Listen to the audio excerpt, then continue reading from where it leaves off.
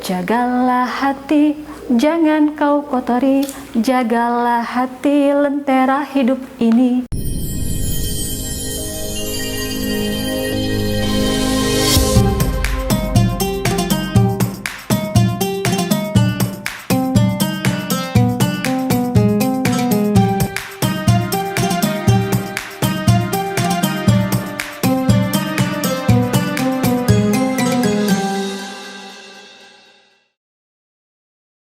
Assalamualaikum warahmatullahi wabarakatuh.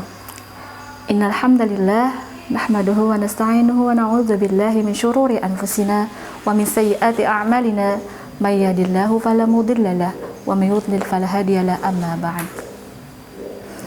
Asyhadu an la ilaha illallah wa asyhadu anna Muhammadan 'abduhu wa rasuluh la nabiyya ba'dah. Allahumma shalli ala sayyidina Muhammad wa ala alihi wa ashabihi ajma'in. Anak-anakku yang dirahmati oleh Allah Subhanahu wa taala, Allah menciptakan dunia beserta segala isinya dari unsur tanah. Dan itu berarti senyawa dengan tubuh kita karena sama-sama terbuat dari tanah.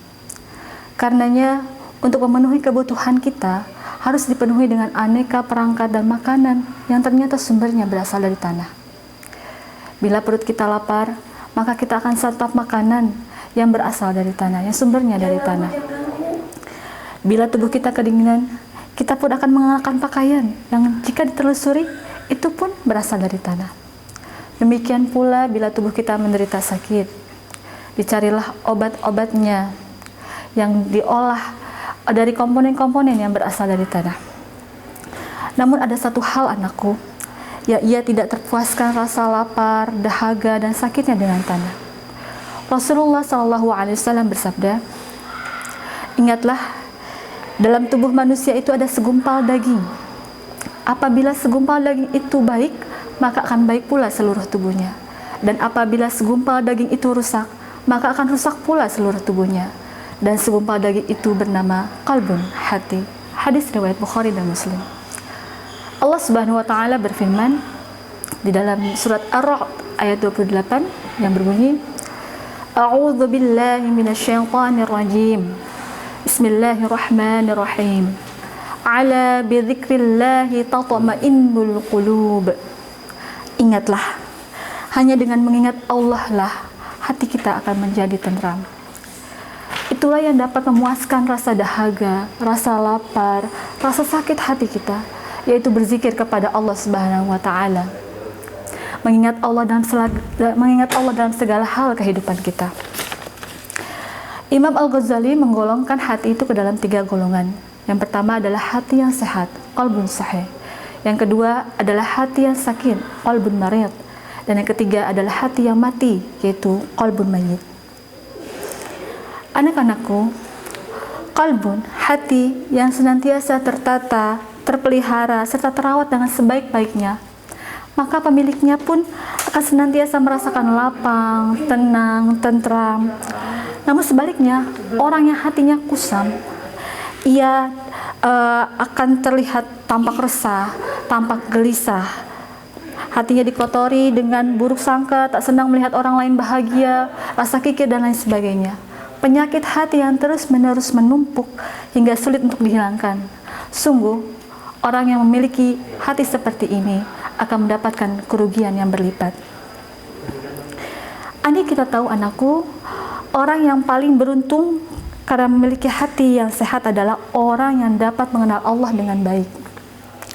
Ia tidak akan pernah menjadi ujub, takabur ketika mendapatkan sesuatu. Namun sebaliknya, ia akan menjadi orang yang tersungkur. Semakin tinggi ia, maka akan buatnya semakin rendah hati. Semakin bersih hati hidupnya, akan selalu diselimuti rasa syukur karena sejatinya apa yang ia dapatkan adalah titipan dari Allah Subhanahu wa taala. Seperti yang diucapkan oleh Nabi Sulaiman alaihissalam ketika Allah memberikan anugerah kepada beliau berbagai macam kelebihan. Dalam surat An-Naml ayat 40 yang berbunyi, "Hadza min fadli rabbi liyabluwani ashkuru am akfur." Ini termasuk karunia Tuhanku untuk mengujiku, apakah aku mampu bersyukur atau malah kufur atas nikmatnya. Anak-anakku, hati kita itu seperti cermin. Ia awalnya bening, awalnya bersih, namun lama-kelamaan cermin yang bersih itu pun akan tertutupi oleh noda-noda. Satu persatu, lama-lama akan menutupi hati kita, menutupi cermin itu. Maka untuk menjaga agar hati kita selalu bersih, selalu bening, ada 4 hal yang harus kita lakukan. Yang pertama adalah menahan pandangan. Hati yang sakit, hati yang mati, itu karena hati kita dipenuhi oleh dosa-dosa, oleh kotoran-kotoran dari dosa-dosa kita yang menumpuk, yang akhirnya menutupi hati kita. Salah satu yang menyebabkan hati kita kotor, hati kita hitam, hati kita legam adalah tidak pandainya kita menahan pandangan, yaitu menahan pandangan dari apa yang diharamkan oleh Allah Subhanahu wa Ta'ala. Yang kedua adalah menjaga lisan. Hati itu seperti teko. Jika ia diisi oleh air kopi, maka yang akan keluar pun air kopi. Dan jika ia diisi air yang bening, maka yang akan keluar pun air yang bening. Apa yang keluar dari lisan kita, itu menggambarkan bagaimana isi hati dan pikiran kita. Rasulullah SAW bersabda, "Ma yu'minu billahi wal yawmil akhir falyaqul khairan aw liyasmut." Barang siapa yang beriman kepada Allah dan hari akhir, maka berkatalah yang baik atau diam saja. Jadi anak-anakku, bijaklah dalam berkata. Pilihlah perkataan yang baik. Jika kita tidak bisa mengatakan hal yang baik, maka diamlah, karena itu lebih baik bagimu. Yang ketiga adalah memelihara perut. Kita menjaga asupan makanan yang masuk ke dalam perut kita, itu sumbernya halal, didapatkan dengan cara yang halal, diproses dengan cara yang halal. Lalu janganlah berlebihan dalam makanan. Isilah perut kita ini dengan kadar yang semestinya, di mana sepertiga ini untuk makanan, sepertiga ini untuk minuman, dan sepertiga lagi untuk bernafas.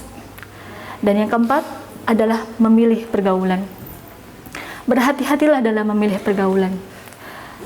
Barang siapa yang bergaul dengan seorang pandai besi, niscaya ia akan ikut bau bakarannya, bahkan ia pun bisa ikut terbakar. Dan barang siapa yang berteman dengan penjual minyak wangi, maka ia pun akan terciprati wanginya, tubuhnya pun akan tercium bau harumnya. Kita berdoa kepada Allah, anak-anakku, semoga Allah Azza wa Jalla menitipkan kepada kita sahabat-sahabat yang dapat menuntun kita ke dalam kebaikan.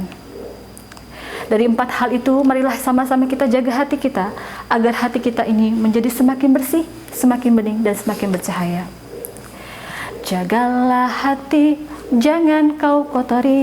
Jagalah hati, lentera hidup ini.